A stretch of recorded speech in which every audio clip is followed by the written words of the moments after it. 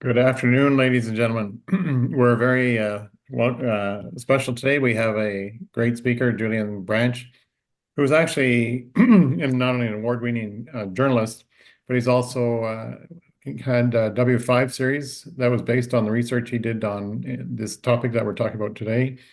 And he's also a fellow board member of Prevent Cancer Now, along with Meg Sears and I. And he's been doing some really great work on this topic, and I think the rest of his profile speaks for it all. So without taking too much time, I'll pass it on to Julian at this point. Well, one thing, if you have a question, put Q before anything you put in the chat, and if it's just a comment, you can just put in comment. But if you have a question that you want to ask the speaker later on after his talk, just put in Q, and then I'll know what you're planning to do. Okay, take it away, Julian. All right, Richard, thank you very much for that. I wanted to begin by thanking Richard for that kind introduction and thanking CACOR for this opportunity to present this research. It's quite important. Um, I'm not a medical professional. I'm not a scientist. I'm trained as a journalist. I'm trained as a communications professional. And that's the perspective, that's the lens through which I'm going to approach this today. Uh, Facts are important to journalists. Words are important to communications people. And that is the unique and I hope informative perspective through which we'll look at this issue today.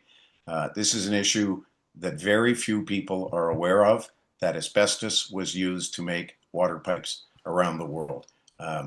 So that's what I wanted to start with. And that's the who am I? The why am I doing this? Is this little fellow in this picture. That cheerful young man that you're looking at there is Weston Julian Similuk. He's my namesake. He's my firstborn grandchild, and he's surrounded by squash and pumpkins at October. He's just coming up on his 5th month. And I don't want young Weston to be dealing with this issue when he's my age. That's why I'm doing this. I'm especially pleased, as I said, to be here with CACOR today because when you look at your website, your purpose and objectives line up perfectly with what I'm trying to do. I'm trying to raise awareness of asbestos cement water pipes so people will ask questions and push for changes in government policy. We're all old enough to know what asbestos is. It's a naturally occurring mineral. It was used in literally hundreds of applications for decades. It's a very small fibrous mineral and microscopic minerals. The type where there are 6 main types of commercial value. The one we're talking about today, the one we're focusing on, is in your top left, chrysotile or chrysotile asbestos.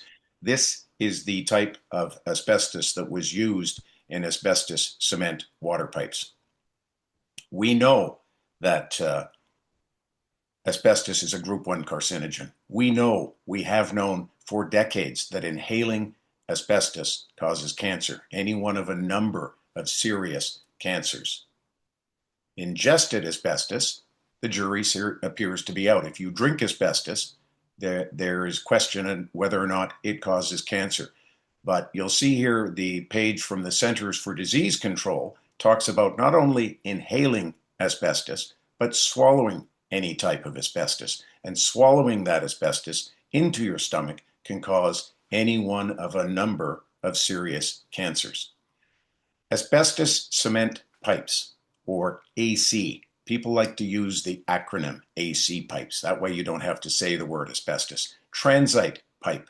And there are 2 main types of asbestos pipes. One is a metal pipe wrapped in asbestos for insulation value. That is not the pipe we are talking about today. The pipe we are talking about today is used blending cement and asbestos in a mixture because the asbestos helps bind the cement, and the Canadian government reports will show that up to 20% of the interior of asbestos cement water pipes are asbestos. 20% asbestos. Now, here we go on the communications of this. It started a long time ago. Jones Manville was one of the largest producers of asbestos products in the world. And in the 1950s, Johns Manville was kind enough to produce an excellent documentary on asbestos cement pipe, and it's called Underground Arteries, the story of, and you can see in big bold type, transite pipe. asbestos cement. It was a marketing wizard at Johns Manville that created the term transite so they wouldn't have to say asbestos. What you're looking at here is a massive asbestos cement water pipe factory in Italy. The process for making these pipes was invented by an Italian around 1900. This factory in northern Italy is from around World War II.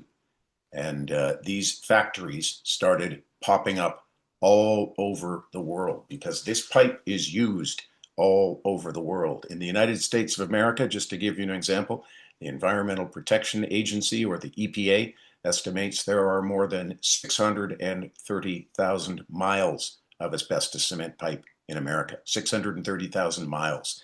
I'll get into Canada more, but we have a lot in Canada. It was used in Europe. It was used extensively throughout Europe and the UK, Asia, Africa, New Zealand, Australia. Australia has 40,000 kilometers of old asbestos cement water pipe. Hardy and Sons was the big producer of asbestos over there. It's literally used around the world. This page is from a document produced in the 1950s talking about the inventor of the asbestos cement pipe process, Dr. Mazza. You'll see a picture of him there. Dr. Mazza invented this. He patented the process. He started building factories to produce it. And you'll see by 1948, asbestos cement pipes produced by Dr. Mazza's process encircled the globe 2.5 times. That's 1948, 1950s, and 60s when asbestos cement pipe production really took off. The pipe was used, and the pipe was very popular because it was cheaper than the cast iron pipes of the day. It was lighter than the cast iron pipes, and it was thought to be impervious to deterioration. That didn't turn out to be the case.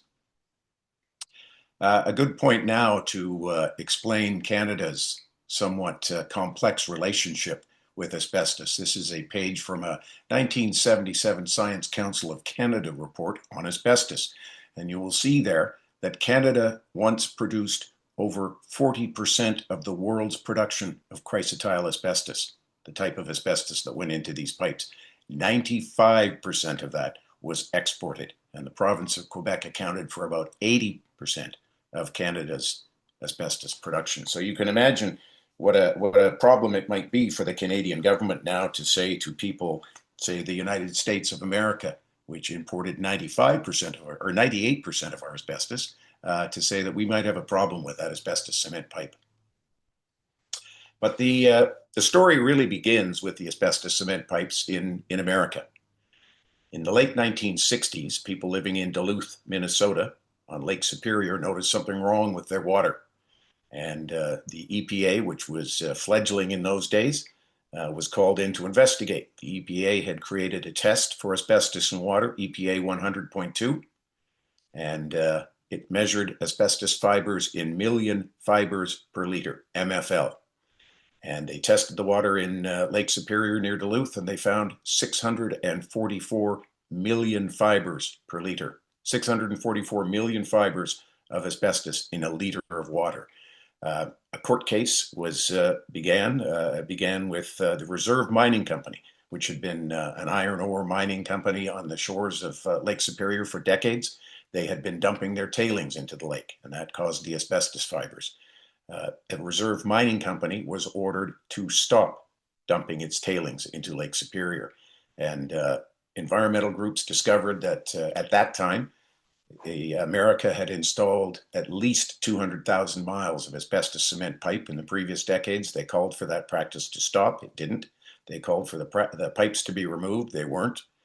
But what happened was the Environmental Protection Agency and the Department of Health and Human Services knew it had an issue on its hand, and it would spend the next 2 decades with intense studies into asbestos in the water. First study came out in '79. They found they had a lot of asbestos in American water. The second phase of that was to find out, was it bad to drink asbestos as it is to inhale asbestos? And they spent 2 decades studying that, voluminous studies. And in 1992, the United States Environmental Protection Agency said, yes, we are going to regulate asbestos in American water. They set the level at 7 million fibers per liter. Anything over that, you take out newspaper ads, you take out radio, television ads, you bring in bottled water, you inform the people that the water is not safe to drink. In 1992, we'll go through fact sheets that say that 7-MFL was set to, quote, protect against cancer. 95 EPA fact sheets say the long-term health effects of drinking asbestos are lung disease and cancer. And it's very curious because if you go to the current EPA website, the only health effect you will see from ingested asbestos, swallowing asbestos, is an increased risk of developing benign intestinal polyps. Now, there is that 1995, it's October 1995 EPA fact sheet when they decided to regulate asbestos in water. You see the first sentence there says this is the National Primary Drinking Water Regulations, asbestos. It may cause health problems if found in amounts greater than the health standards set, 7 million fibres per liter. And down below, you'll see the health effects. I just want to zoom in on that a bit so you can see that. Short term, not so much, not a concern really. But long term, because it's the latency period of asbestos, it can take up to 40 years before asbestos-related disease take hold. Asbestos has the potential to cause the following effects after a lifetime exposure to levels above the MCL, the maximum contaminant level: lung disease, cancer. The EPA in 1995 said drinking asbestos can cause cancer. Here's the rationale for that 1992 regulation. You'll see up top, this is the Environmental Protection Agency. The first sentence says, concerning the use of asbestos cement pipe. And in layman's terms, what the EPA is saying, if you inhale asbestos, the first thing you will do is clear your throat because it's irritating your throat. What do you do with that sputum? You swallow it. You've just ingested asbestos. That's the rationale of the US EPA for their 1992 regulation.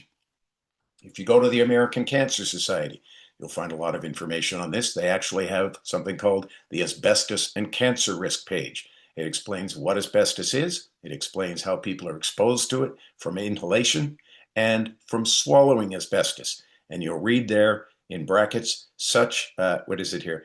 This can happen when people eat or drink contaminated food or liquids, brackets, such as water that flows through asbestos cement pipes. Why would the American Cancer Society have a page on their asbestos cancer risk page that talks about asbestos cement pipes if it didn't cause cancer? As I mentioned, I live in the city of Regina. I'm born and raised in Calgary, Alberta, but I now call Regina home. In 2012, I discovered that 600 kilometers of asbestos cement pipe service Regina residents. I asked the city to put together a map. They did. They were kind enough to put this map on their website. You'll see it's asbestos cement AC water main pipes in Regina. The active pipes are highlighted in blue.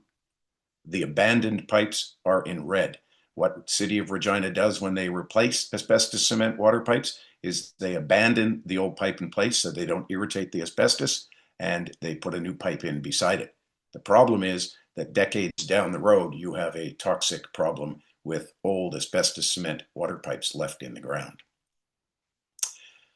So in 2012, I started asking politicians, because I'm an old journalist, I thought I would go to the politicians, they would raise this issue, they would fix it. It didn't happen. So I took my story to the media, and every media outlet in Regina, Saskatchewan came to a hastily called scrum in June of 2012. And the fellow with the magnificent mustache that you're looking at is Sam Ferris. And Mr. Ferris was for decades the Saskatchewan representative on the Federal Provincial Territorial Drinking Water Committee. And that's the group that sets the drinking water regulations for Canada.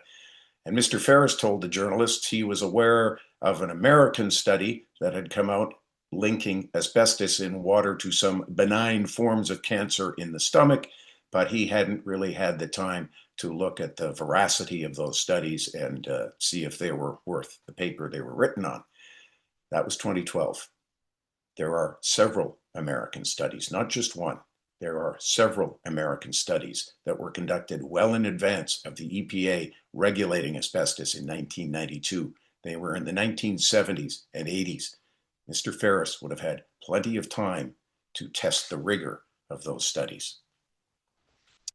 Because Regina has so much asbestos cement pipe, 600 kilometers, and I used the number 600 because that was used by the Director of Water and Sewer in Regina, 600 kilometers, that in 2003, the National Research Council established a $34 million research center in the city of Regina. The Center for Sustainable Infrastructure Research produced 10 studies, which repeatedly refer to asbestos fibers in the water as a quote-unquote health concern.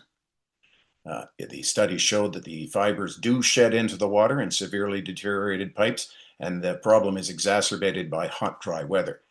I'll tell you at this point, there are two main problems with the asbestos cement pipes. One is the soft water flowing through the pipe. It deteriorates the pipe from in the interior. And the other is the aggressive nature of the soil surrounding the pipes, which breaks the pipe. That is the situation we have in Regina, Saskatchewan. Between 2010 and 2022, there were 2,477 asbestos cement water pipe breaks in the city of Regina, almost 2,500 in a 12-year period. The NRC goes on in 2010, once they get in their hooks into this issue, and health concern turns to cancer. Asbestos fibers in the water can pose a hazard of cancer. The NRC will tell you that it has no data on asbestos cement water pipes, despite the fact that it's got 10 studies. Health Canada will tell you the NRC studies, they don't count. Here's the very first NRC study to come out of that research center at the University of Regina, the Center for Sustainable Infrastructure and Research. And you'll see in the very first sentence that approximately 2/3 of the water mains in the city of Regina are asbestos cement. They're breaking with more frequency, and they account for almost all the water main breaks in the city. And I just want you to read that first sentence in the introduction just below that. It adds, it's the same sentence, but it adds, there are approximately 531 kilometers of asbestos cement pipe in Regina. And I will just point out that that's not approximate, that's exactly it should say, not approximately. But there are in 2005, 531 kilometers of asbestos cement pipe in Calgary. And there's the first reference we see to health concern related to asbestos fibers in drinking water. And that's on top of page 2 on that report. The NRC says there's a health concern associated with asbestos fibers in drinking water. Because I look at this with a communications hat, this is one of my favorite articles that was ever written on this. A month after that 2005 report, the University of Regina Research Magazine penned a very favorable article about this. You'll see the very first one that's highlighted here. It says it's going to be a permanent office, this Center for Sustainable Infrastructure Research. It's going to save municipalities millions of dollars. 2 university professors are working on a robot to go into the pipes and see what the condition is. And then you'll see that it talks about buried pressurized water pipe, 535 kilometers of buried pressurized water pipes. Well, NRC publications from the exact period that this was written say there are exactly 535 kilometers of asbestos cement water pipe in Regina, Saskatchewan. Why wouldn't you want to call it asbestos cement pipe? And then we end with, again, this is going to be a permanent office. And here are some of the cover pages for those reports, just to let you know how specific, how exacting they were. Asbestos cement, water mains, history, current state, future planning, AC, there's that AC again, AC pipe in North America. But I want to use this 2010 example because I think it perfectly highlights exactly what the National Research Council knew about asbestos cement water pipes. The AC pipes are considered non-friable, and that means when you've got asbestos in your ceiling tiles, as long as you don't scratch it and release those fibers, you're not breathing them in. Same thought applies to water pipes. As long as it's not in the water, you're okay. And they're unlikely to produce large amounts into the water, unless they're severely deteriorated. Think 2,477 asbestos cement water main breaks. That's severely deteriorated. And it goes on to say, although there are fewer concerns about waterborne asbestos fiber, there are still concerns about the inhalation of airborne fibers from showers and humidifiers. And there are also concerns about the ingestion of fibers from drinking water and the clogging of filter systems. These are microscopic fibers. Think how many fibers it would take to clog a filter system. Then it goes on to explain that the US EPA has set a 7 million fiber limit. They have to monitor down there because they have regulation. They monitor, they test for asbestos in the United States of America. In Canada, no, we haven't set a maximum acceptable concentration, a MAC. So we don't regulate asbestos in water. In my mind, the best study that came out of the NRC facility in the University of Regina is this one, 2010. It doesn't say health concern. I'm not a medical professional, but I believe that sentence says that ingesting asbestos can cause cancer, a hazard of malignant tumors of the gastrointestinal tract and other organs. That's what the report written by Doctors Wang and Cullimore in 2010 said. Cancer. And here's how it ends. Here's how that report ends. Eventually, these asbestos fibers, along with the biomass associated with them, will be released into the drinking water stream and degrade drinking water quality. The degradation of drinking water quality is not seen in a positive light. And my thing seems to have frozen here. There we go. Oh, sorry about that. Getting ahead of ourselves. So that was 2010. Later that year, those scientists working on that project at the University of Regina, you'll see here asbestos-cement water mains in the city of Regina were installed decades ago and they're breaking. Those scientists used very unscientific language to explain the need to do something.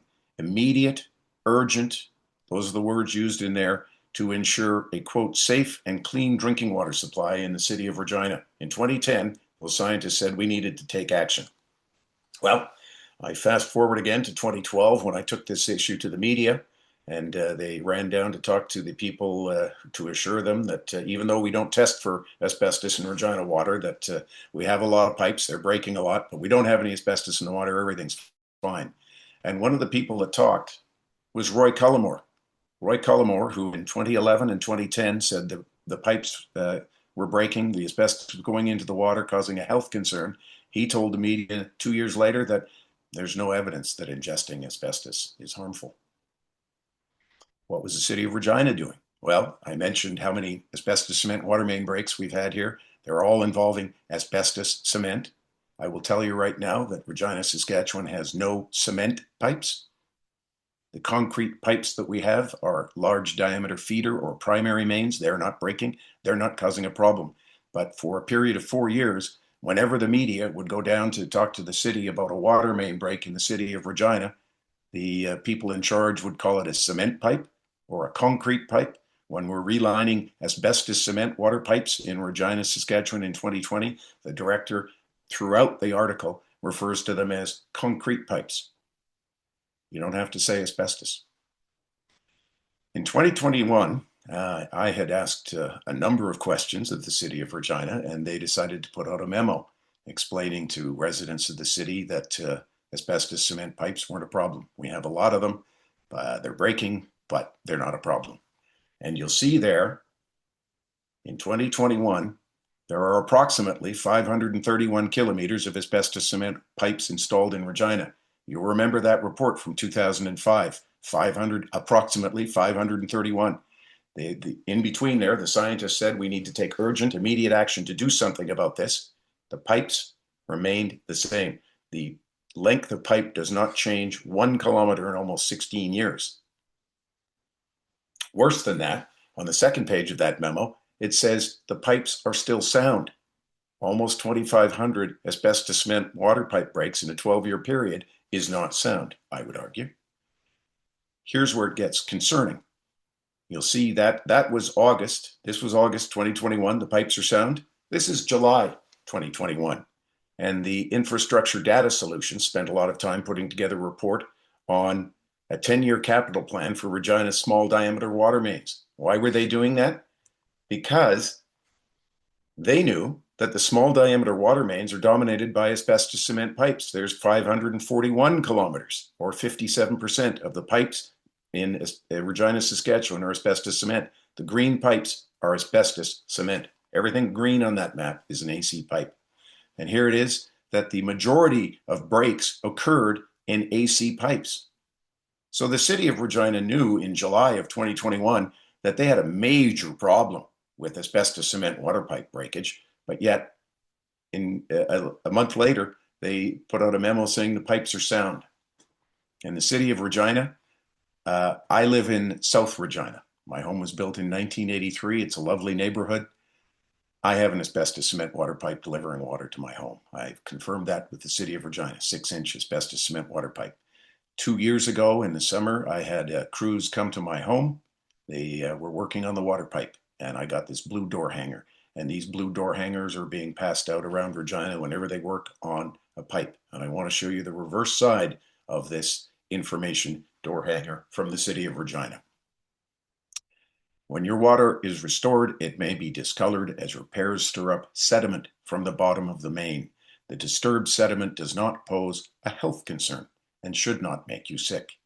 The city of Regina contributed $5 million to those NRC studies, which repeatedly say that asbestos in the water is a health concern. So I contacted the city of Regina to ask what the sediment was in the bottom of my asbestos cement water pipe, and I was told it's a mineral.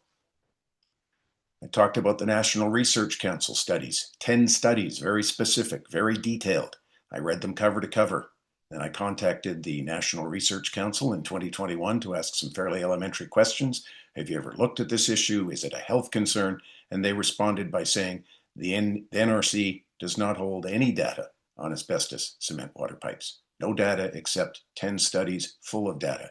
And then regarding the health issue, we don't install the pipes. We no longer install asbestos cement pipes. That's not the concern I have. The concern is the 70-year-old pipe that is breaking in front of my house. Here are the guidelines for Canadian drinking water quality, and you'll see the parameter is asbestos, and the maximum acceptable contaminant level, none required because it doesn't cause any problems. It's coming from the decay of asbestos cement water pipes, and I just want to zoom in on these because you'll see there that there's no evidence it's harmful.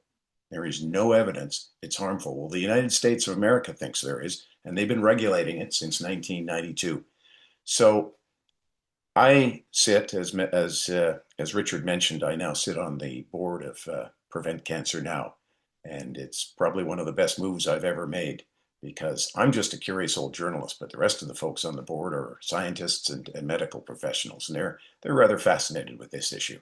So we teamed together with Canadian Environmental Law Association several years ago to write to Health Canada, and one of the questions we asked in our environmental petition was, well, wait a second, you say there's no evidence that it causes cancer, yet 10 studies at the National Research Council say it does cause cancer. How do you square that? And they said, well, Health Canada wrote back to say those studies were focused on infrastructure, not healthcare, so they don't count. But my argument would be surely somebody from that NRC panel went down to Health Canada and said, hey, we've got a problem. Apparently not. Born and raised in Calgary, always held a soft spot in my heart. So I decided to look in and see whether or not the pipes are in Calgary. In 2001, you'll see a fellow by the name of Roy Brander, who was a senior infrastructure engineer with Calgary Waterworks, wrote a report on water main materials in Calgary, very detailed report. And he mentions down in the opening page here that, yeah, we tried out some asbestos cement pipes. We had a lot of workmanship related breaks when we were installing them. How does Mr. Brander refer to the pipes in Regina? A brief flirtation with AC down in the early 70s in Calgary. A brief flirtation, that's what he says. Well, Prevent Cancer Now has done quite a bit of research on this issue, and if you go to our website, you'll see a lot of information about ingesting asbestos. And in 2023, Dr. Meg Sears, our board chair, wrote an op-ed in Canada's National Observer about a petition tabled in the House of Commons, and I'll talk about that just in a few minutes. But one of the things that I'm trained to do as a communications professional, especially in political communications, is something called media monitoring, where you pay a lot of attention when a story like this appears, who writes in, who says what about the story. Well, look who wrote in. Look who wrote into that story in the National Observer about asbestos cement pipes. It's Roy Brander, that engineer from Calgary. He was the top guy for 20 years. He confirms that Calgary does have 67 kilometers of asbestos cement pipe. He talks about the fact that we really didn't use too much of it in the city, and some of these other cities really put in a lot and got stuck with the inventory. That's not a positive thing to say. Um, he doesn't recall. Oops, sorry. He doesn't recall any problems with asbestos cement pipes contaminating the water during his time. He does talk about a test. You can do a test. Just call the city. They'll test your water and see whether or not these asbestos pipes are shedding or leaching particles into the water. And then he goes on to say, the pipes are really around these two neighborhoods here, 3-block area, Lake Bonavista, southern 3/4 of Parkland. Just call the city; they'd be happy to come out and do a test for you. And there's the City of Calgary website talking about 67 kilometers of asbestos cement pipe.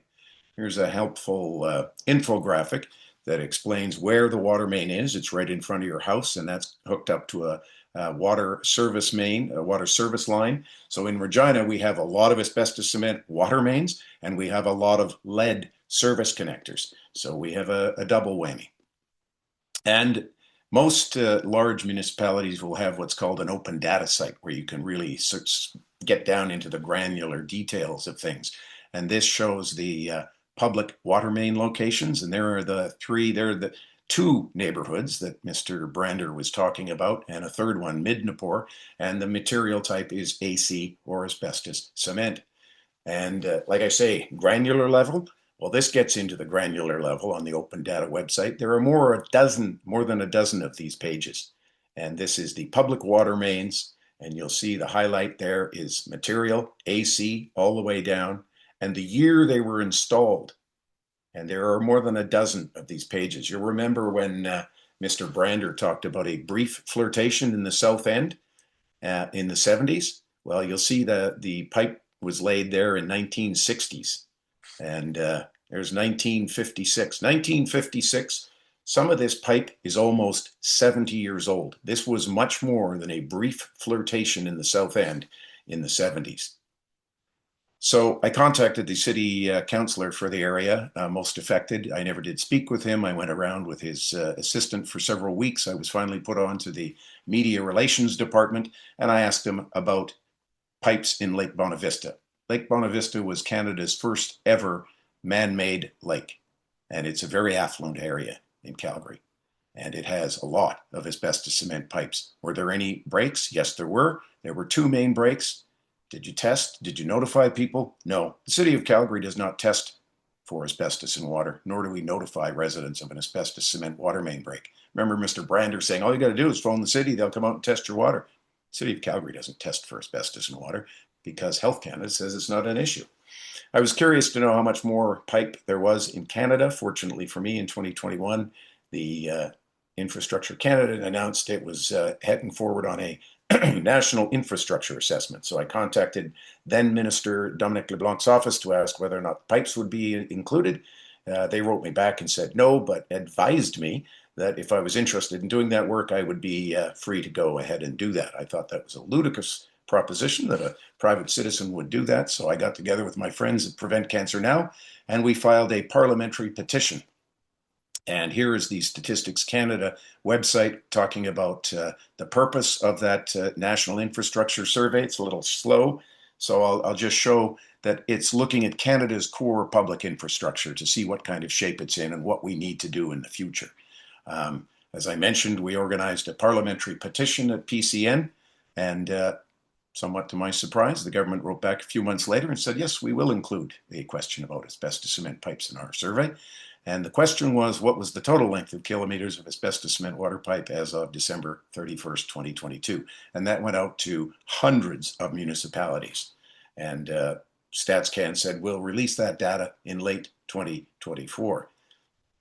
And there we are. I want to focus in on the municipal level. This wasn't asked about the provincial level. It was focusing in on municipalities. And I phoned in late 2024 only to be told that the data wouldn't be released until 2025, and then StatsCan eventually came out and said, yeah, it'll be released June 24th, 2025. On June 24th, the StatsCan Daily came out, and it listed every piece of infrastructure in Canada, with the exception of asbestos cement pipes. And you'll see there at the bottom, you had to ask for that upon request. You had to especially make a special request to get that information for some reason. So Prevent Cancer Now did, and a few days later, we received this table from Statistics Canada. And you'll see the very top numbers there, 13695.8. That is, Canada has 13,695 kilometers of asbestos cement water pipe. And you'll see the provinces broken down there. I've just highlighted Ontario because it's our largest province. What Prevent Cancer Now did in the next several months, through the good work of Meg Sears and others at Prevent Cancer Now, we analyzed this, we broke those numbers down, and we've got a nice little readable chart there for Canada. There's 13.7 thousand kilometers of asbestos cement pipe. You'll see that British Columbia, 4,200, Alberta, 32, Saskatchewan, 27, then Ontario, then Manitoba. Quebec comes in at 864 kilometers, and then it fades away as you get into Atlantic Canada. Just want to go through some of these slides very quickly. This is British Columbia. It has the most asbestos cement water pipe in Canada. You'll see, and these are kilometers, by the way. This column is kilometers. You'll see that Prince George has a great deal. It's throughout the Okanagan. The interesting thing about this, the StatsCan data is it'll say Regional District of North Okanagan. Well, that's Vernon and several other communities surrounding Vernon. There's a lot in the Okanagan. Interestingly, the Black Mountain Irrigation District, these are pipes, 155 kilometers of pipe that water the fruit orchards in the Okanagan. Alberta, EPCOR Services right at the top, that's the big one, that's Edmonton. 1,044 kilometers of asbestos cement water pipe in Edmonton, makes up about a quarter of the supply of Edmonton. Here's Saskatchewan, City of Regina, 500, City of Saskatoon. I can tell you that the City of Swift Current, 250, about 3/4 of the pipes in Swift Current are made from asbestos cement. Here's Ontario, Toronto, not so much, 113 for the largest city in our country. Winnipeg, I want to focus on Winnipeg in just a minute, 741 kilometers, a lot.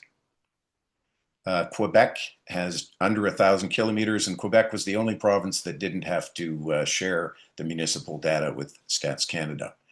2 weeks after the Stats Canada data came out, we find a story that asbestos-like fibres are found in Whitehorse water, but they're not concerned.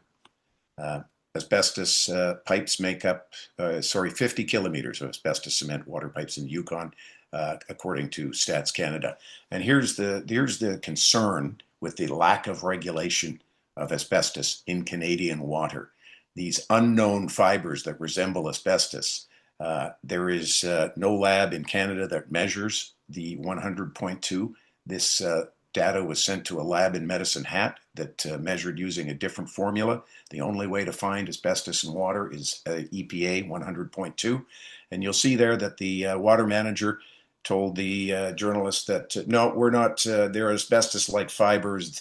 We've got asbestos cement pipes, but we're not going to do any additional testing because Health Canada says it's okay to drink asbestos. And there's another page showing those unknown fibers under a microscope that's taken right from the lab report. Canada hadn't been sitting idly by while the United States of America was looking into this issue very seriously in the 70s. This report you're looking at is published in 1981. The data was gathered in the late 70s. And it found asbestos in drinking water is the title. And it found that chrysotile asbestos was identified in 5% of public water supplies above levels greater than 10 million fibers per liter. You know that the current level for asbestos in water in America is 7 million. We were 3 above that. But here's what's interesting about Winnipeg. The report also looks at the contribution. What contribution did asbestos cement water pipe make to those levels? Well, Winnipeg was apparently a classic case where the fiber levels rose from the raw source through to the faucet. At points it measured as high as 6.5 million fibres per liter in the late 70s in Winnipeg. And this is the important part. These data provide a statistically valid indication that erosion of asbestos cement pipes is taking place. In the late 1970s, Health Canada was aware asbestos cement pipes were deteriorating. City of Winnipeg took this very seriously. In the late 70s, they hired a private consultant to look at the issue of asbestos cement corrosion. In 1987, James Montgomery looked into this. He refers to that survey in 1977. And by the mid-80s, the asbestos concentration in Winnipeg water had almost doubled to 12.3 million fibres per liter. The recommendation, the number one recommendation, is that you need to test your water at least 10 locations each and every year. In 2021, I wrote to the City of Winnipeg to ask some questions about this. They said they confirmed 721 kilometers of asbestos cement pipe. It's funny because StatsCan says 740. A quarter of their water main breaks involved asbestos cement pipe. We actually tested for asbestos from 1985 to 1995. Winnipeg has not tested its water for asbestos since 1995. And you'll see here that they tested to ensure that the US EPA levels were being met. Results obtained were well below the EPA limit. The last time they tested was 12.3. But when you go on a verbal meeting on April 22 on asbestos cement water pipes in Winnipeg, you'll hear the water manager say that the last level they had before they stopped testing in 1995 was 19 million fibres per liter in a liter of Winnipeg water. Nanaimo, British Columbia is another interesting example. March 28, 2023, a story appeared on CTV that Nanaimo has 100 kilometers of asbestos cement pipe. The city has tested for asbestos in drinking water since the 1990s, leaving the mayor confident the water is safe to drink. And then on camera, the mayor takes a big swig out of a glass of water to show everybody that the water is safe to drink because the city tests for asbestos. The reason they did that story, CTV ran that story, is because 4 days earlier, I had appeared in a segment on W5 that Richard had mentioned earlier, looking at asbestos in water. And it spent about a year investigating this issue and found asbestos in the water of Regina, Saskatchewan. But back to Nanaimo, I found out about that story. I interviewed the mayor a couple of months later, and he again confirmed to me that the city tests the water for asbestos on an annual basis. He couldn't give me any details. I asked to speak to the water manager, which never happened. So I filed an FOI, and I asked, how many times has the water been tested for asbestos in Nanaimo since 2000? And you'll see here that the city said, well, here are the only documents we can find on that. And the only document they have is from one test that was done once, August 1st, 2007, at one location. The city of Nanaimo does not test asbestos levels in water. It has not done so since 2007. And the problem for the city of Nanaimo is their own documentation, their own reports show that the most pipe breaks they get are on water main breaks. Currently, the city experiences several breaks a year on asbestos cement water main breaks. So how can the mayor assure residents there's no asbestos in the water if it hasn't been tested since 2007 and the asbestos cement water main continues to break? Here's a in-house newsletter from the Canadian Wastewater Association around the same time as that CTV program came out. And you'll see here that the president, Robert Holler, writes to his members that CTV came out asking people about asbestos in water, and they used lighting and scary music to make it sound very ominous. And we put out some speaking notes. Well, those speaking notes are quite remarkable. The speaking notes from the Lobby Association for Municipalities says that asbestos cement water pipes were used for a brief period between the 1940s and the 1970s. Well, we know that they were installed in Winnipeg and Regina long after that.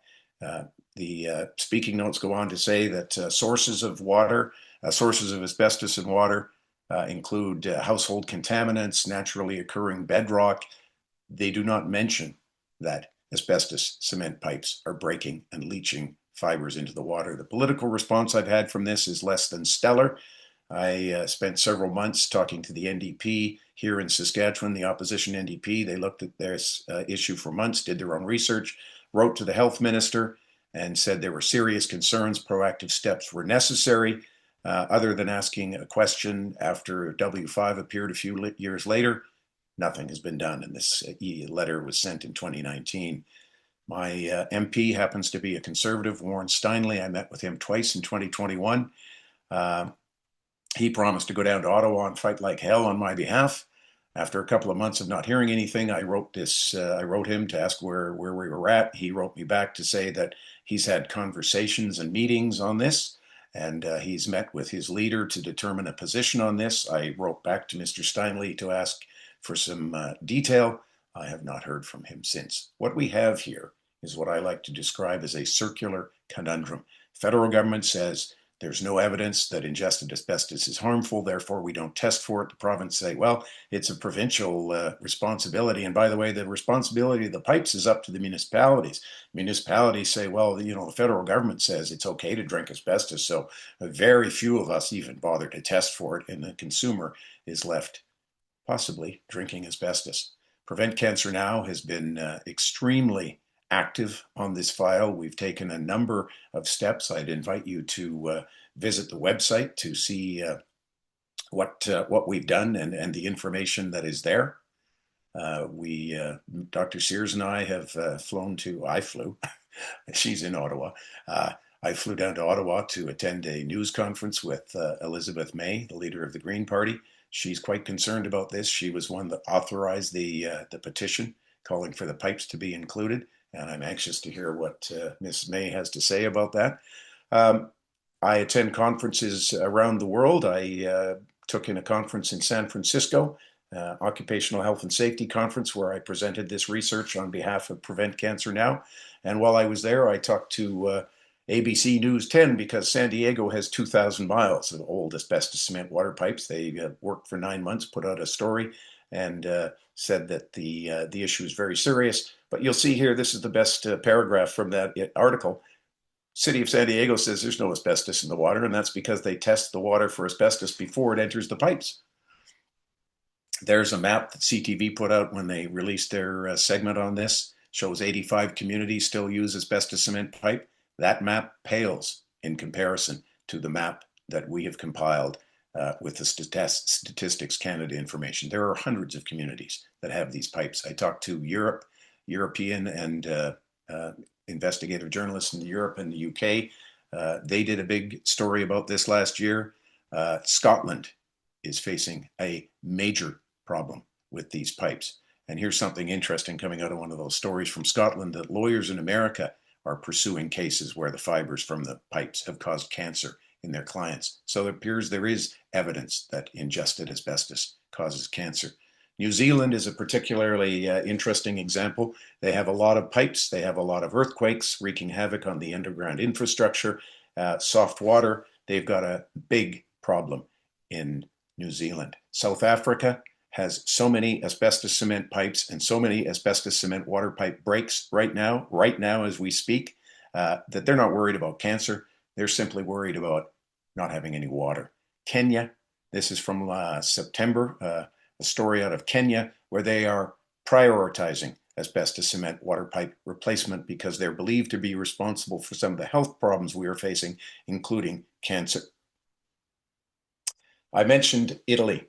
The inventor of the Italian pipe process was an Italian. Italy is full of the pipes. Some of the best research in this area is coming from Italy. A 2016, 2017 study talks about gastric and colorectal cancer. In conclusion, several findings: health risks not exclusively derived from inhalation, but ingestion, mainly over daily ingestion of drinking water, period, over long periods of time. Another Italian study in 2022 talking about cancer in liver and bile ducts. Again, we've closed the book on this too quickly. We need to pay a lot more attention to this. What does the future hold? That is the asbestos cement water main break in Regina, where W5 tested the water and found 370,000 fibres in a liter of water. This is in the UK, and I put that one in there because all the research shows that when old asbestos cement water pipe breaks, they do so in a catastrophic fashion. And that looks like a catastrophic water main break to me. This is Brockway, Pennsylvania. Remember that NRC report that talked about the clogging of filters?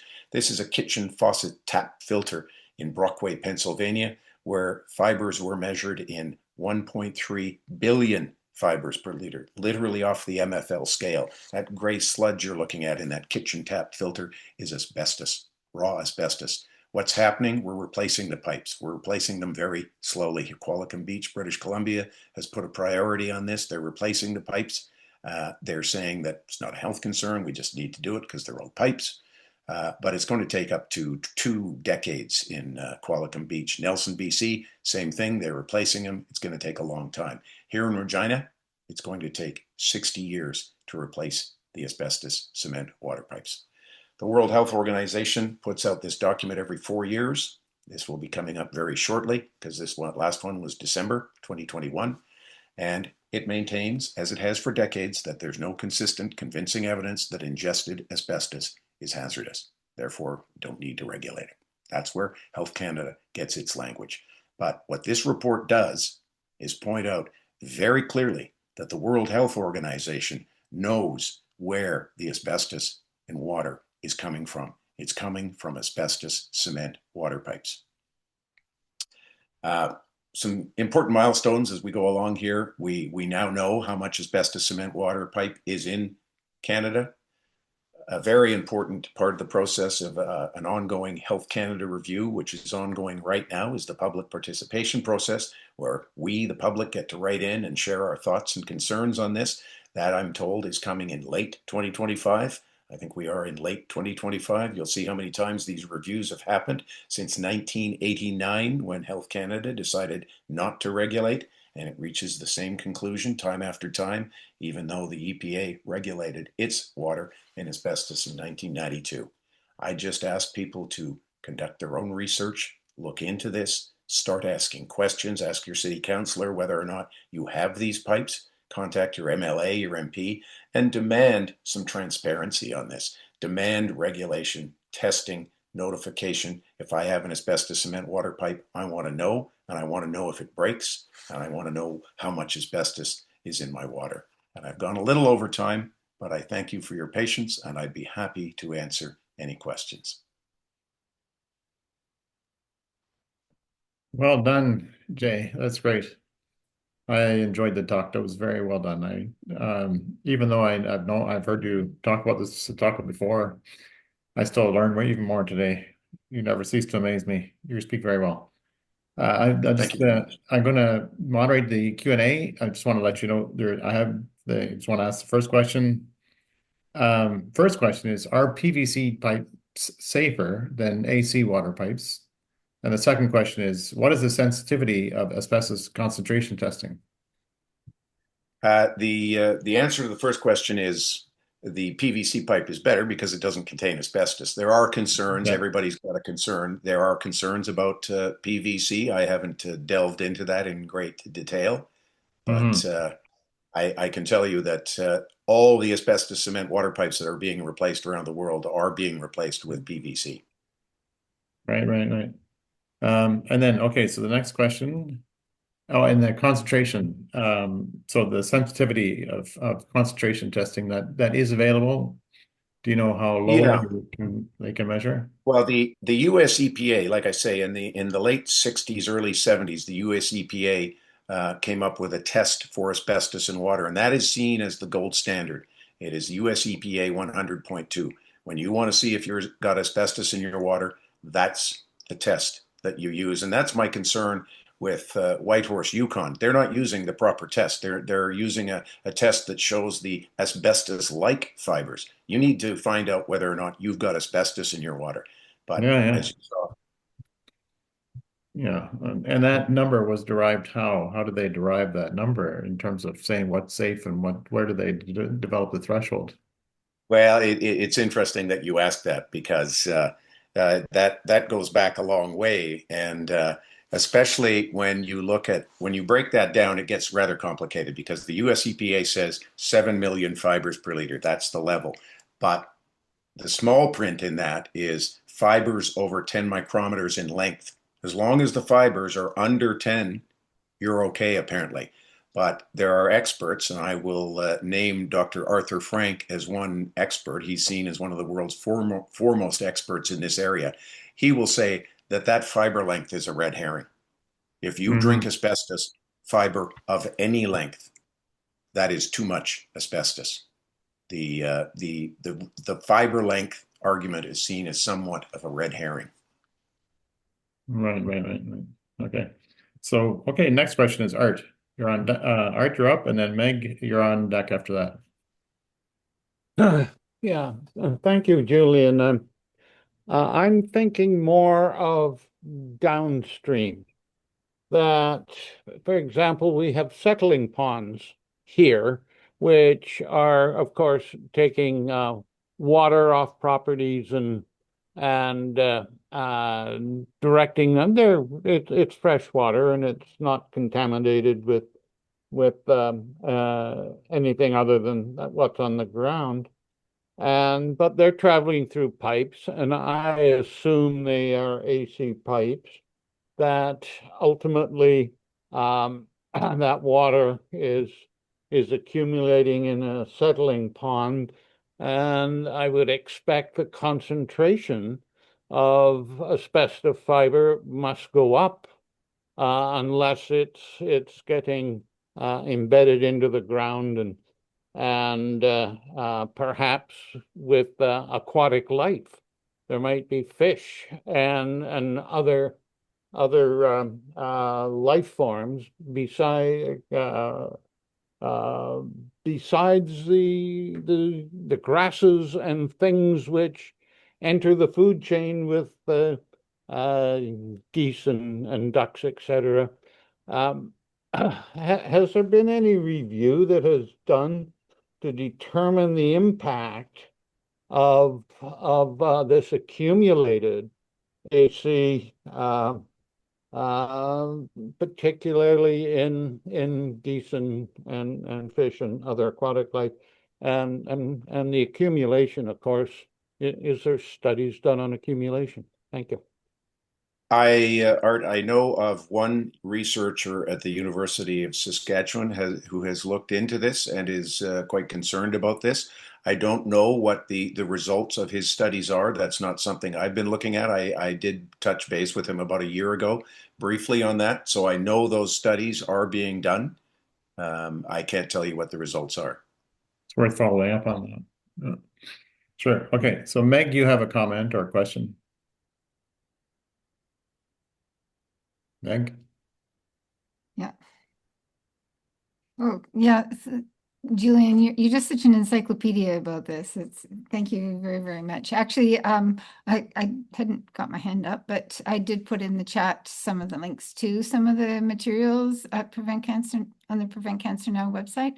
And I must say that we're kind of girding our loins right now, anticipating that Health Canada is going to come out with another proclamation, rather information-free or not very rigorous assessment, but the decision that this is our top worry, that there's still no consistent, convincing evidence that drinking asbestos is bad for you, which is actually kind of an extraordinary level of evidence that they're requiring before they're going to regulate this. You know, it's not the balance of probabilities. It's not a reasonable expectation or anything like this. This is consistent, convincing evidence that something that is not measured and is not acknowledged could harm people. Like, you're never going to get consistent, convincing evidence if you never do the research, if you don't have the data. So, Yeah, it's the way they regulate so many other toxins as we know, Meg, you well, know. you know, they asbestos is a special Hmm. is especially bad. We do measure contaminants in air. We do measure chemical contaminants. We've got more data on PFAS, which is pretty recent compared to asbestos in drinking Yeah. water, which is, you know, more than 50 years of being a concern. So it's politically being a concern because, you know, the Quebec Association, Quebec was associated with all sorts of asbestos mining, but Canada has been recognized for decades as being particularly blind. We were one of the last countries in the world to actually act on asbestos, you know, solid asbestos. So we're carrying on in a not very not very good tradition when it comes to asbestos case in drinking water. And I'll just put in a plug here, if I may, for Prevent Cancer Now for people like Meg and Richard. Like I say, I'm a journalist. I'm not a medical professional or a scientist, and I really appreciate the work that you folks have done in this area. And I just want to bring up it's not scientific, but I think it's indicative of where the problem is headed, because this problem with these pipes will only get worse as time goes on. The older they get, the more deterioration, the more breakage. 5 years ago, I started a Google alert for asbestos-cement water pipes. The first year, nothing, no hits, not a one. Second year, I got a couple from around the world.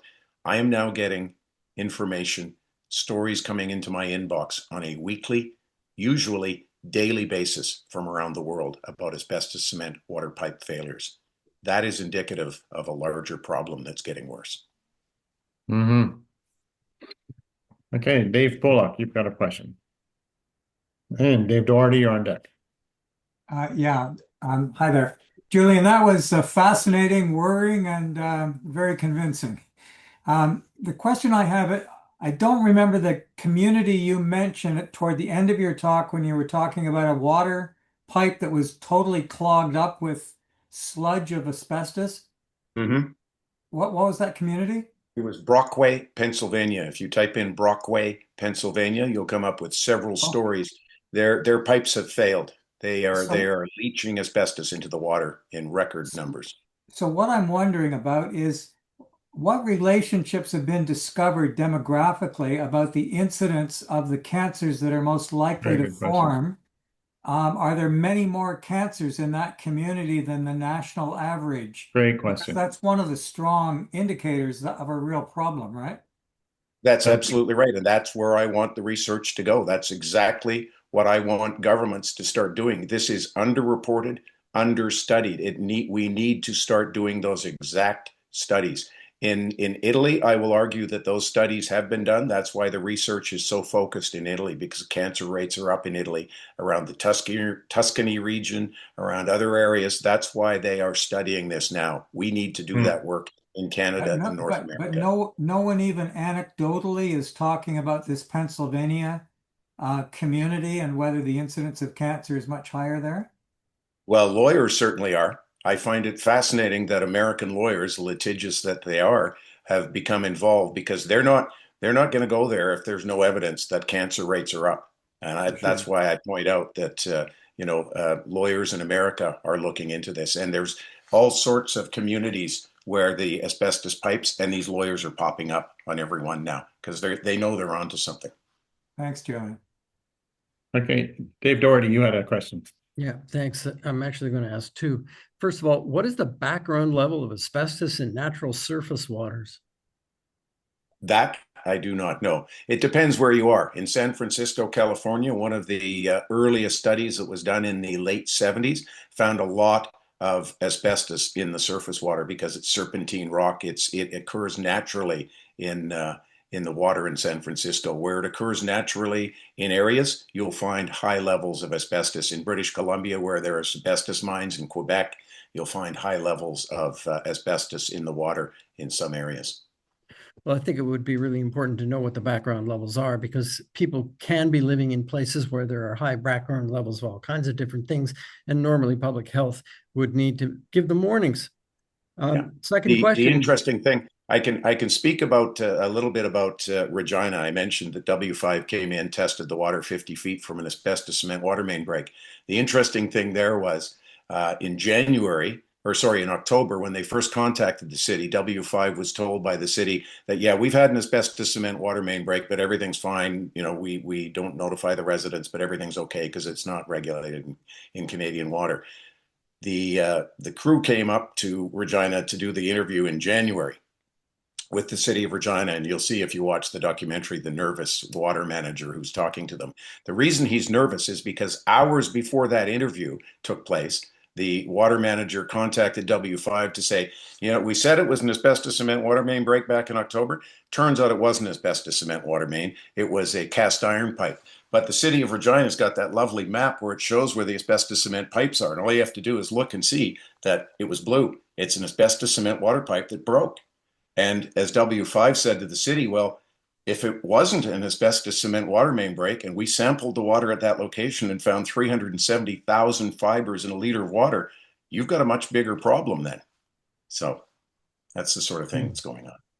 Got to be careful when you're looking at which facts you choose or invent.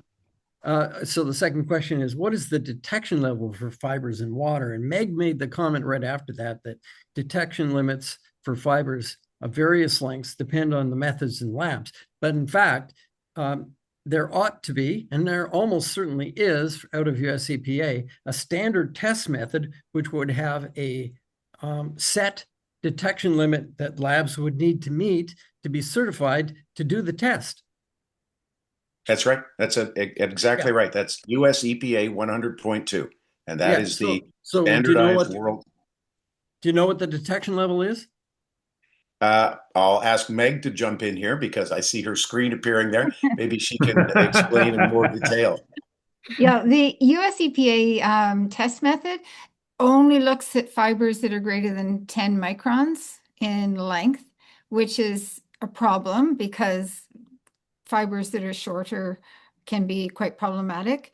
So it is,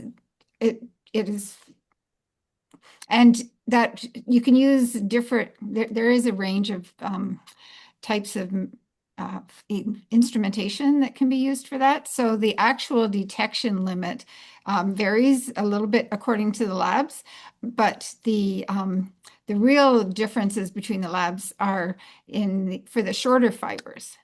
But it's quite, it's using the US EPA methods, the detection limits for the fibers that are 10 or more is much, much lower than the limit.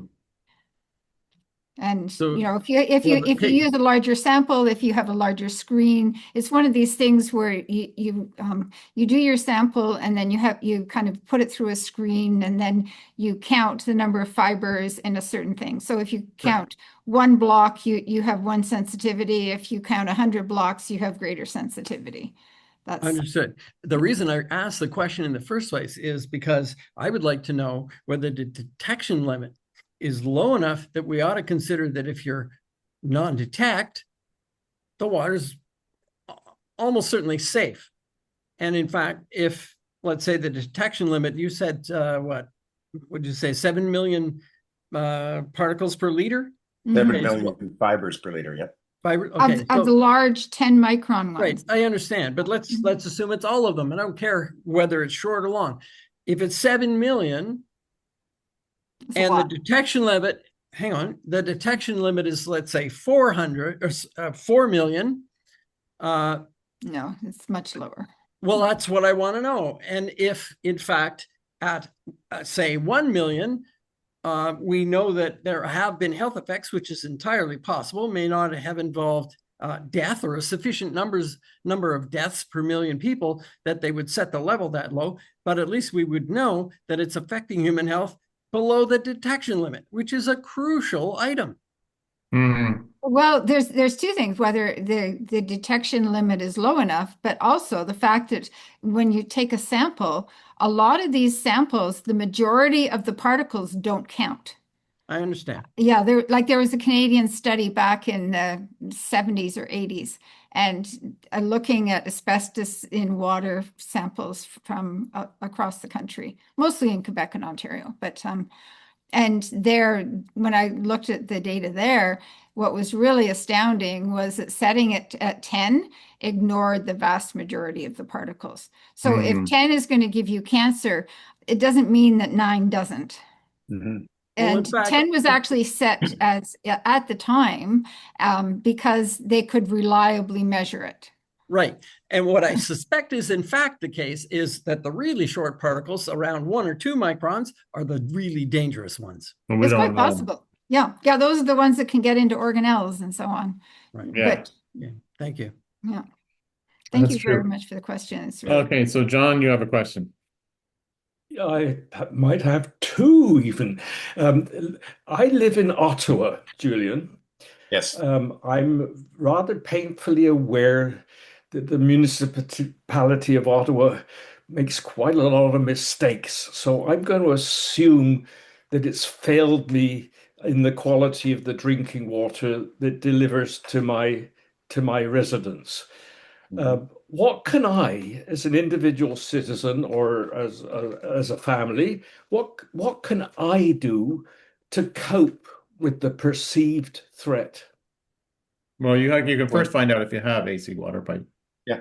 Excellent question. And I would start with your city councillor. I would start with your city administration to ask them, do you have an asbestos cement water pipe delivering water to your home? I believe Ottawa has a low number. It's around 13 kilometers, I believe, that Regina has. I just had this discussion with an Ottawa city councillor last week. I wrote to him and asked him, what is the plan to replace asbestos cement water pipes in the city of Ottawa? And of course, we got involved with administration, and I talked to the guy that was involved in a water pipe replacement project in Ottawa currently, and he didn't know anything about asbestos, and he sent me over, and I've never heard back. I've never heard back from the individual they sent me to, but persistence pays off. Keep on your city. Find out, first of all, whether or not you have the asbestos cement pipes, whether or not there have been any breaks in your neighborhood, because that allows the asbestos fibers to enter the water more freely. But it's only by asking questions, because knowledge is power. And then you, as the homeowner, now what do I need to do? Do I need to get a good reverse osmosis filter system? Do I need to bring in bottled water? But it only starts when we start asking questions. Currently, buying Most a of bottle. the most of the piping in Ottawa is PVC, but Probably cast iron PVC. Yep. yeah, but or there's even some lead still around in Ottawa as well. But that The doesn't. lead is used in the service connectors connecting the water main to the house. It's not the lead water pipes. It's just Yeah, that yeah. short stretch that goes from the street into your house. Right. Do we know anything about the dose of asbestos fibers that is below which it would be safe to drink the water, as we do for quite That's what we're discussing. a number of other things which affect biological welfare of a citizen or of an animal, for that matter? The experts with whom I have spoken will tell you that there is no safe level of asbestos ingested or inhaled. And I'll just point out that the argument about ingestion of asbestos is, the question was, does it pass through the gastrointestinal tract? If it does, that's a problem. It was determined in the early 80s through EPA testing that yes, indeed, swallowed, ingested asbestos does pass through the gastrointestinal tract. Yeah. Meg? When you're considering carcinogenicity, there's this concept that it's a no threshold kind of carcinogen. Some carcinogens are considered to be a threshold carcinogen, like your body can deal with a very small amount of some materials, but asbestos is not classified that way. It's a no threshold carcinogen. Has there been a substantial body of research to deal with that? Because of one or two of the things that I've done research on, there was definitely, I would have expected there to be a level at which the insult was not sufficient to cause a substantial physiological problem. There has not been very much research at all. No, Okay. that's exactly So right. we're flying blind. So Well, when not we fly, completely, actually, but the Health Canada has actually sponsored a systematic review, which conveniently left out a lot of the yeah. Okay. important research. Yeah, Anyway, but a thank lot you. of the research is really old. So they had different methodologies then, and there's no two studies that had used the same measures for the fibers or used the same you know, uh, the same kinds of equipment and stuff. So, And just on that point, John, I will make the point again that this area is under-researched, under-reported. And one thing I didn't say in my main presentation was, and you'll remember going back to that University of Regina paper that was written on the research center, that it was a permanent center. It was going to be a permanent center. That was written in 2005. I discovered this issue in 2012, and that $34 million research center closed in 2013. They just shut the doors. Instead of what happened here is we set up a center, we discovered we've got a major problem, and it was so big that we just pushed it under a rock and covered it up and didn't want to talk about it. And then along came Jay Branch and discovered it. And suddenly we've got a bit of an issue. And I've been fighting with this ever since. This research this center, wouldn't I come can up. tell you Sorry, that I've been working with. I've been working with one of the city councilors here in Regina for 5 years. In the new year, she is going to introduce a motion calling for expedited replacement of these pipes. It's going to take 60 years in this city. And what I'd like to see is that research center opened up, because what we were doing was solving a world problem at the time. When you read the research that was being done at that time, we knew that this was around the world and was only going to get worse. And Canada and Regina was trying to help solve that problem. That's where we need to get back to. This problem's not going to go away by ignoring it. Thank you.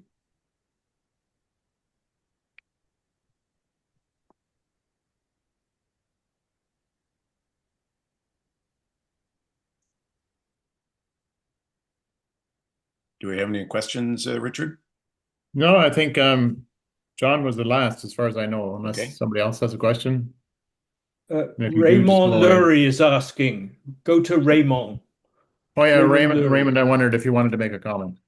Well, so it's more of a comment than a question. So, like I say in the notes there in the chat, my brother used to work for the water division at the city of Ottawa. And one thing to note is they don't use chlorine anymore. The system is too big. Chlorine doesn't work. They use some other stuff. But after Walkerton, the standards for water in Ontario were substantially improved.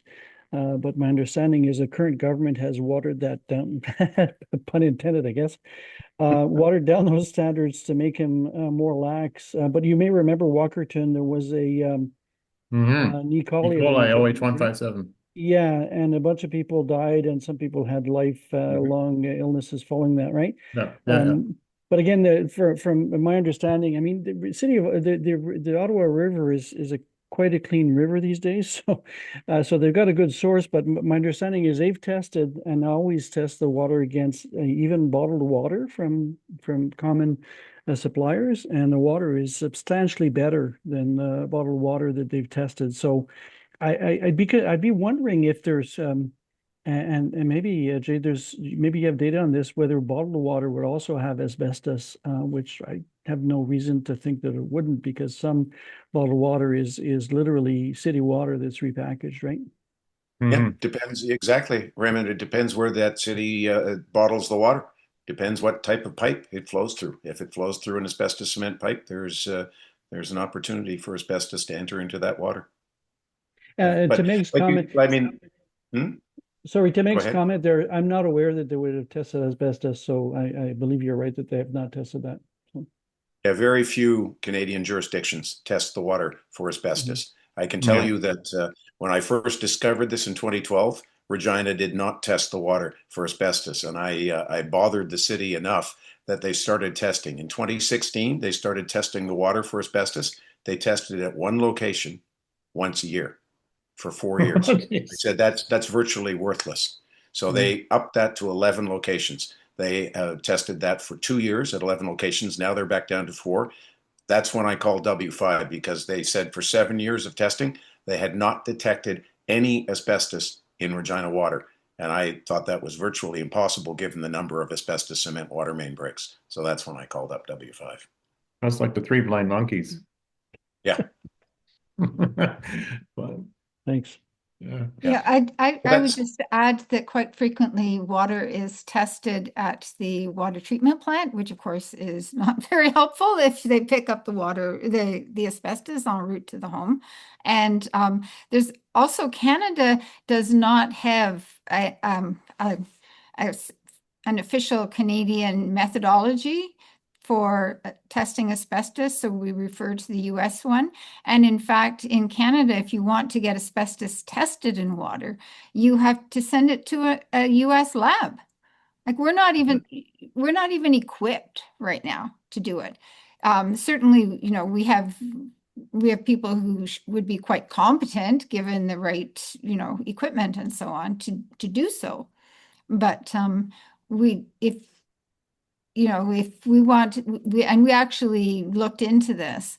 And so to get water tested from Canadian cities, we would go around and we collect all the water and we get it to a place in Southern Ontario, and then they ship it all to the US for the testing. So actually we better double check what they're going to charge us, because it's probably more than we put in for our grant application. But Yeah, so speaking for Yeah. Ottawa, what I could confirm is they test the quality of the water throughout the network. And that's how they found out, it must be about 15 years ago that chlorine wasn't doing it anymore. But again, as you say, I'm not aware that they test for asbestos, but I do know they test for a bunch of other stuff, particularly anything that would cause any immediate food poisoning or something of the sort. yeah, have you yeah, ever moved to chloramine? I'm not sure what they're using, but it's not chlorine anymore. And you can tell when you go to Toronto, you smell the water, it smells like chlorine, but here we can't smell it, right? But again, I'm not sure what they're using. yeah. And like I say, Raymond, due to a lack of regulation, very few Canadian municipalities test the water for asbestos. And that's why I clued in when I saw Nanaimo tested. I thought, boy, that's rare. So I contacted the mayor. And here's an interesting backstory to that. I contacted the mayor. He told me, yeah, we test on an annual basis. And I asked him some details about the testing. He knew nothing. He said, my water manager will get back to you. The very next day, it wasn't the water manager that called me. It was the director of communications. Now, I've been a director of communications, so I know why she was calling me. And she said, well, the mayor said they tested since the early 90s. We haven't tested since the 2000s. And I said, well, what were the details of that testing? Oh, I don't know anything about that testing. I don't know anything. And by that time, I had already seen the documents online and saying the asbestos cement pipes are still breaking. And I said to her, well, how can the mayor assure residents the water's safe if you haven't tested since the early 2000s? And she hung up on me. She didn't like my line of questioning, and she hung up on me. And I can tell you, as a director of communications, the last thing you want to do when you phone someone is hang up on them. That made me very curious. That's when I filed the FOI. And the point of my talk today is really the asbestos cement pipes are one thing. We know that asbestos causes cancer. We know it's a bad thing. It's the communication and the jibber jabber that's surrounded this. Like, I mean, just focus on doing the right thing as opposed to putting your energies into trying to pretend it's okay to drink asbestos. It's just, you're not going to make me believe that. And it's coming out around the world. The studies that are coming out of Italy, the Kenya, far-flung Kenya is, you know, talking to their scientists who say it causes cancer, and they're prioritizing this. The research is starting to get there. We're getting there. It's been a slow process, but when I discovered this, I couldn't unsee it. I just simply cannot unsee that we have this amount of asbestos cement water pipe around the world. Because I'm 66 years of age. When I got into journalism, I was doing those stories for years about every school I could mention was removing asbestos because it's bad. It's been drilled into our heads that asbestos causes cancer. It's a class 1 carcinogen. Hmm. I noticed a note there from Dave Pollock saying that he's happy to have well water. Well, well water isn't always safer. You know, well water's got its own issues. I'm I currently know. writing a chapter on this for a friend who's writing a book about a lack of regulation in Canadian water, and Correct. well water factors greatly into that book. Yes, you're right. So there is some testing for well water, but it's minimal. Yes, you're right, and it's not good quality testing. Mhm. No. And it can change over time, especially with the climate changing, what's around the well, the walls change, they get more dehydrated, and then maybe there may be more seepage. Who knows? Like what other contaminants can come in over time as climate changes. Yeah, I would the not city. be reassured to have well water.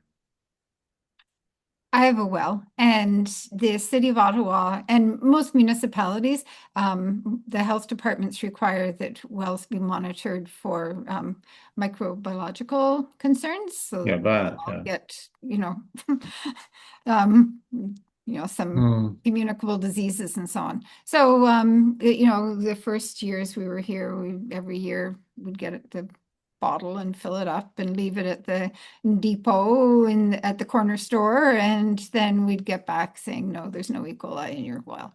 Yeah, well, And that's all because they test. that's the acute thing. You can pay for minerals to be tested in your well, and of course, Mhm. some wells, especially once it gets dry, then you can get some sand and stuff coming up with it. But right now in Ottawa, I'm hoping that it's kind of abating with all of the rain that we've had, but wells have been going dry. And um, there are certain areas where it's well known that there are certain contaminants in the wells. Mhm. And then to avoid the chemical contaminants or, the minerals, some people will use shallow wells, which are, of course, more vulnerable to the E. coli. Um, uh, and actually, if Phil was here, he would tell you that he drilled, he had a gardening enterprise, and he needed to water all of his bedding plants a lot, and so he had a shallow well and then he ended up drilling a deep well, but that deep well was so salty, you get down into, ancient seas, which were a lot saltier. So there's lots and lots of issues with well water.